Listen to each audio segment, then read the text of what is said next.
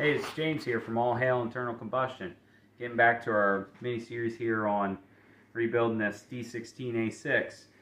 Today we are Plastigauging the block out and the crank, the main journals, so that we know that if we're within tolerances and we can go ahead and order the standard bearings that were already in the block, making sure that we don't have to get anything oversized. So first thing we did is you clean everything down. You want to pull your bearings out. Make sure you have all the oil cleaned out of the journal where the bearing sits.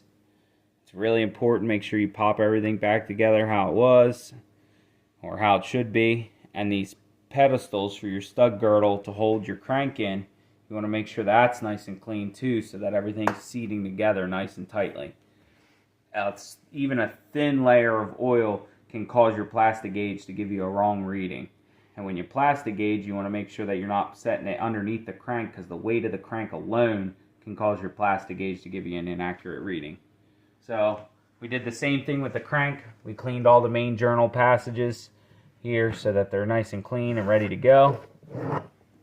So we're going to go ahead and set the crank in. Flip this around. Now, although our Honda shop manual didn't specifically tell us if the back journal is number 1 or if the front journal is number 1, we're going to assume, since this is piston number 1, that this is journal number 1 back here. And maybe the numbers will reflect that afterwards, and we can narrow that down and make sure that that is actually the case. So you have the crank in there. You also want to spin your crank so that your oil holes are pointed away, because we're going to be measuring on this top surface right here.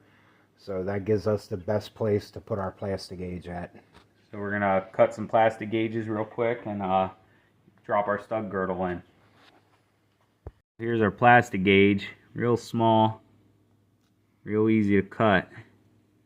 You're just cutting enough that you can get an accurate reading. You have 5 journals. Oh, there's a piece we'll never get back. There's 4. I got it. So there's 5 of them right there. And you're just going to pick them up and put them on your crank.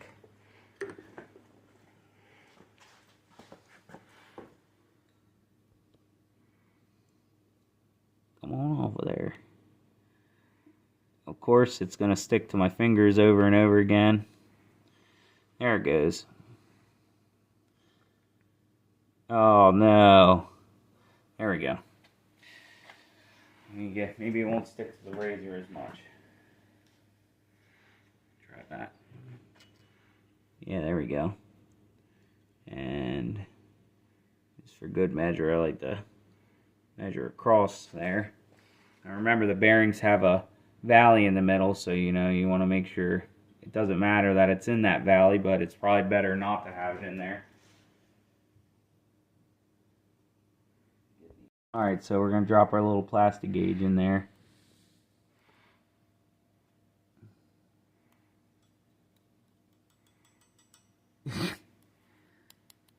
It is wax, so remember that. And we want to get it right where that bearing rides. You want to keep it out of the valley. Keep it away from where of course it's not going to cooperate, but right there will be perfect. If I can get it to stop sticking to the knife now. Right there will be fine. Then the bearing will push down on that, so we got all 5 of them in there. It's going to drop the stud girdle down.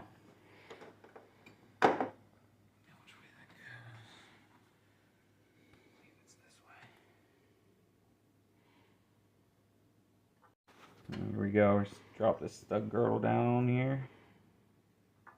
Try to take your time and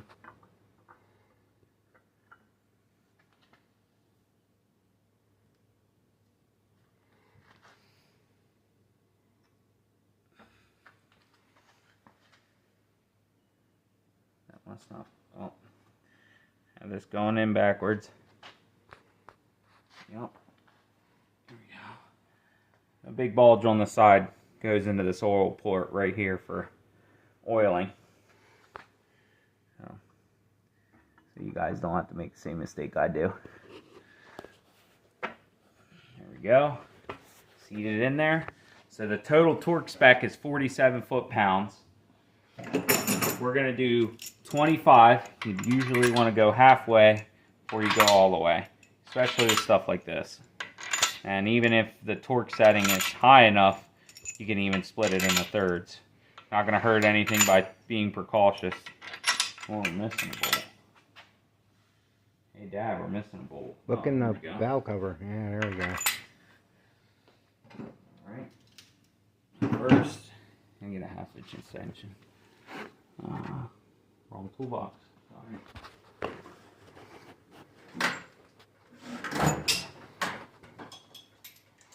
Get these bolts started. Remember, spin backwards till you hear the click or feel it. And you know you're locked into the first thread. And just snuggle them down here. And make sure you clean your bolts up too before you drop this all together. Then you know your threads are nice and clean and you'll be able to slide everything together nice and easy. I already have my torque wrench set up at 25 foot-pounds. So, I should have my speeder wrench.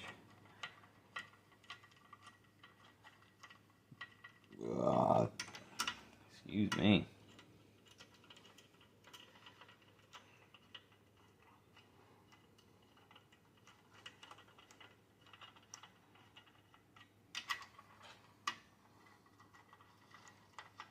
So we're only doing the crank bearings instead of trying to do the connecting rods and everything all at once. And I was actually doing some research the other day. I'm kind of like a old school V8 or nothing kind of guy. I'm 50, so that's what I grew up with.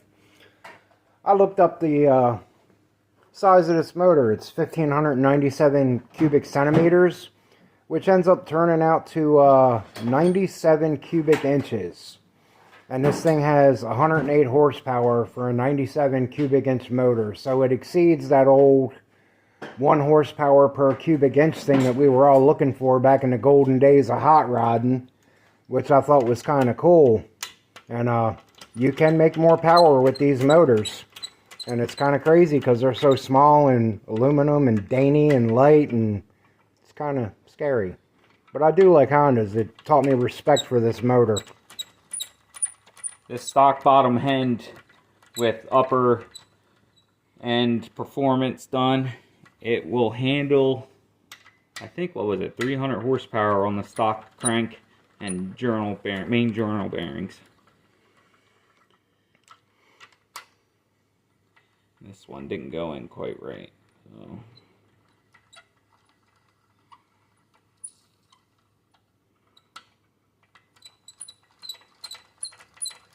What's going on there?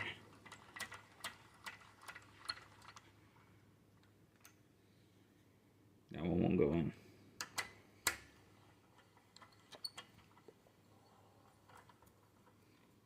Either will this one. Alright, so after a small hiccup, we found that the longer bolts, there's 2 longer bolts, they go in the center. They have circles on the head. The rest of them don't have any markings on them, but the 2 long ones that go in the center have circles on the top of the head. And obviously the circle is for O, as in, oh damn, that bolt's too long.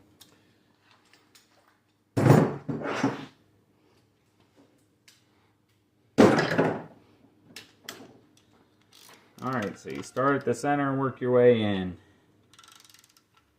Out. Out, yeah. Out. Can't go any further in.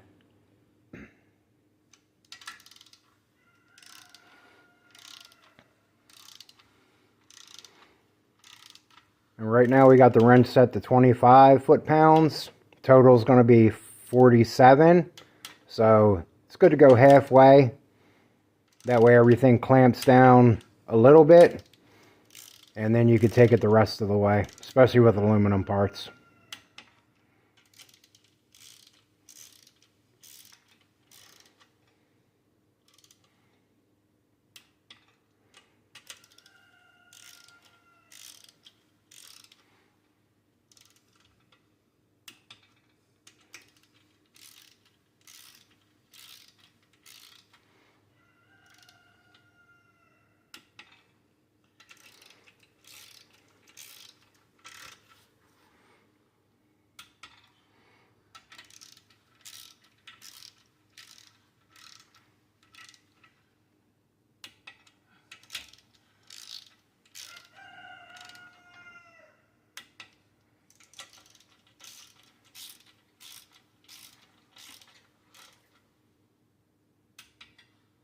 Alright, now we'll step up to 47. 45, 46, 47.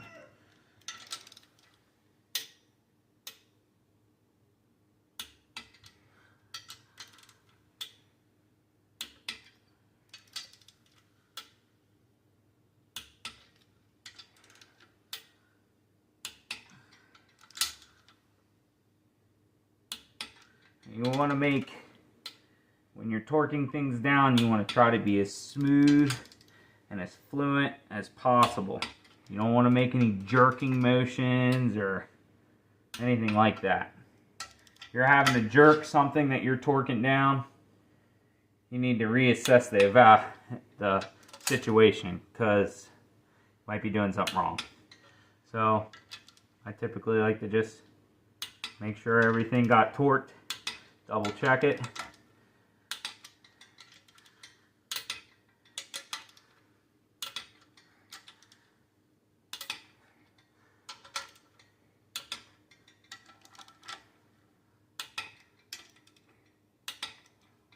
All right, put torque down.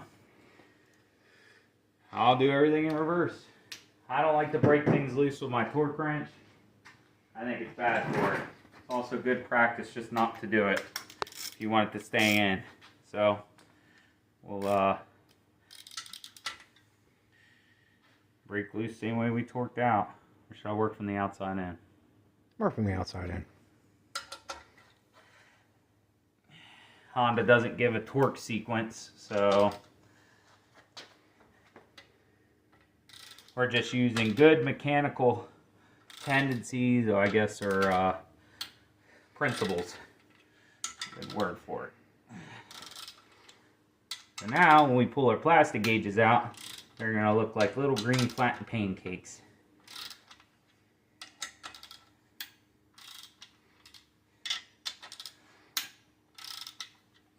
All right.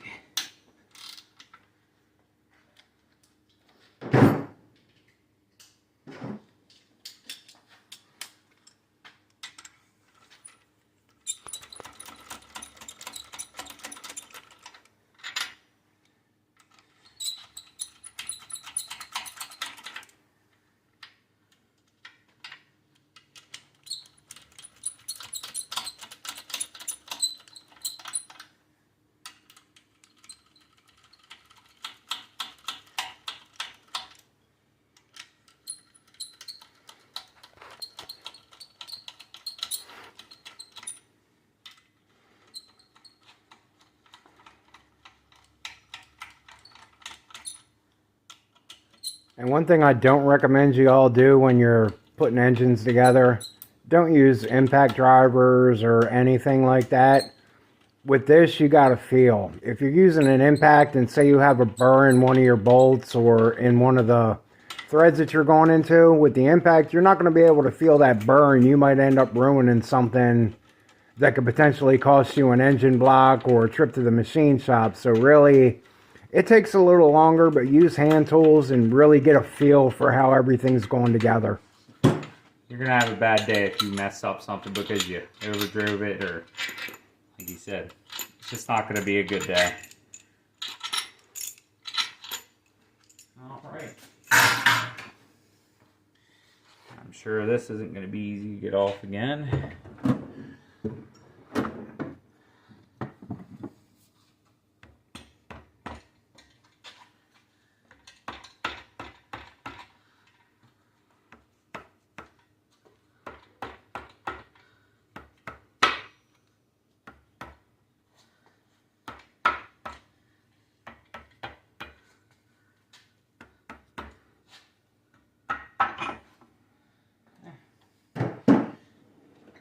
carefully lift these up. Looks like plastic gauges, except for one. And that on the crank.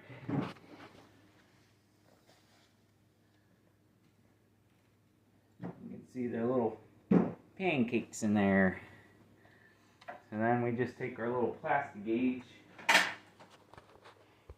guy right here. That's number 5 out here on the end. And you just, oop, don't do what I just did. And you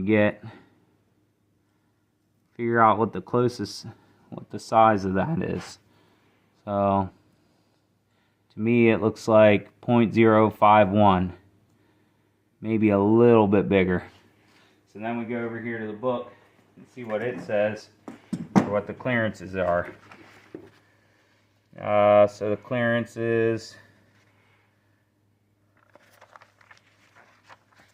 on the crank bearings right here, on the 1.6 liter, because that's what we're working with here. Number 1 through 5 millimeters. 0.018 to 0.036. So if this measurement I took is correct, we are actually out of tolerance by a little bit. Let me make sure I'm working with 1.6 liter here. 1 through 5. Yeah, looks like I'm working with the right ones. 1 through 5 are going to be the same whether you're working with a 1.5 or a 1.6. Yep. All right. Yeah, it's not saying if this is 1.5 or 1.6 liter for 1 through 5 journals. It's just saying number 3 on. Well, it looks like it's just saying number 3 is the only one that's different for 1.6.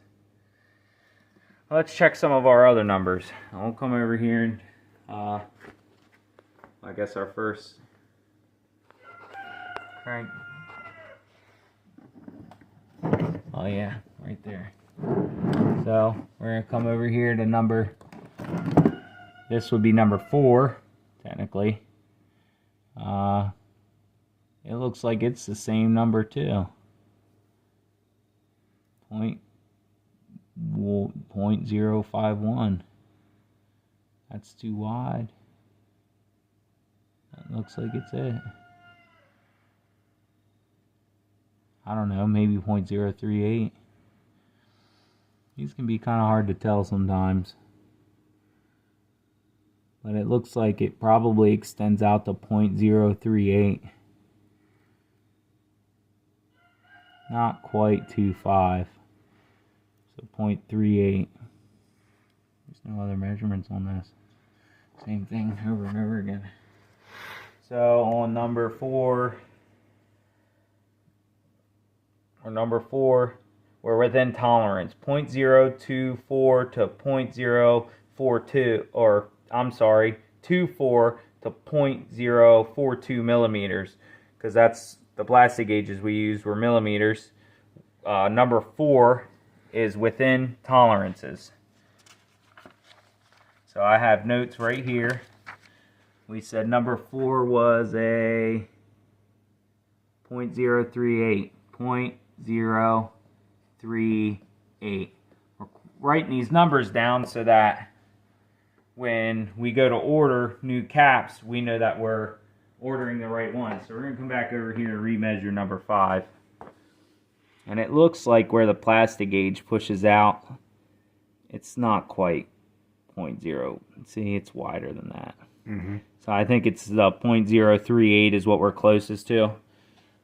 It's probably not quite that number.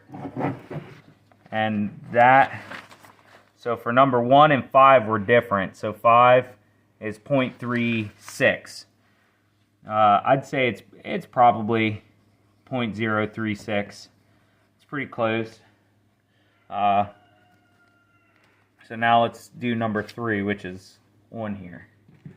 So number 3, and I have to kind of fold my paper in half here. Definitely definitely a .038 on that one. Let's just go ahead and jump ahead and look at the rest of our numbers here. Yup, .038, maybe even a little bit bigger. And number 5. Or number 1, sorry, this is number 1.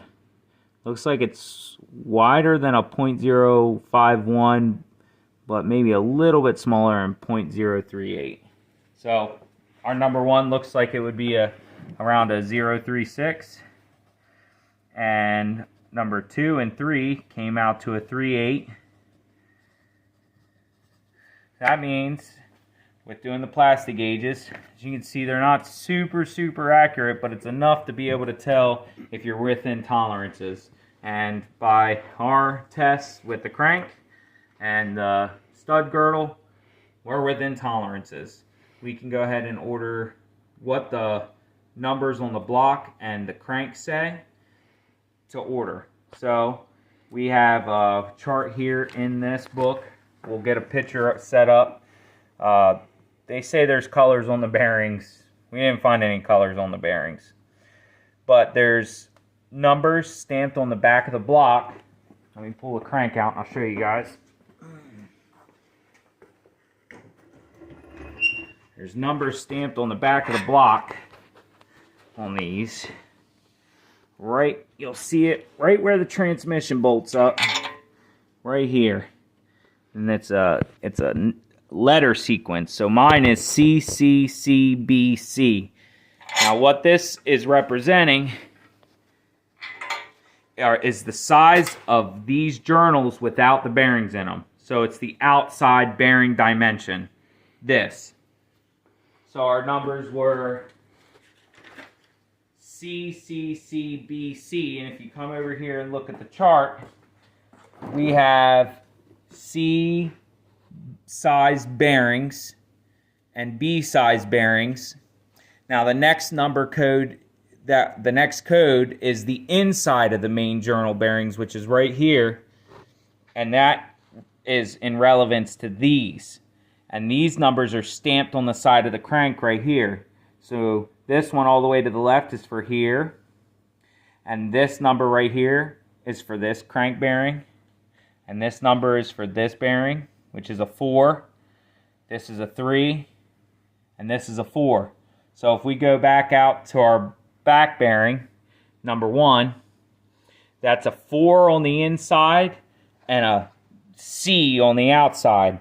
So if it's a 4 and a C, then we need black bearings for that particular journal.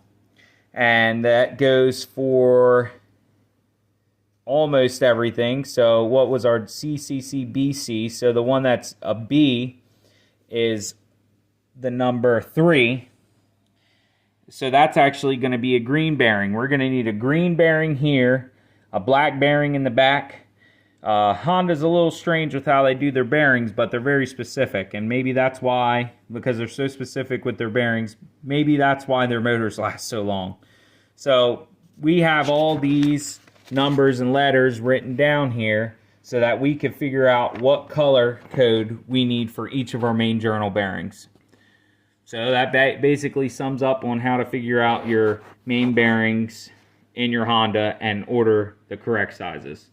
And obviously, we're not going to have the same bearings. The 2 front and back bearings are going to be different on the inside, and one of the middle bearings is going to be different on the outside. So, hope that wasn't too confusing. If you're looking to rebuild your own motor, you know, hopefully we can help you out.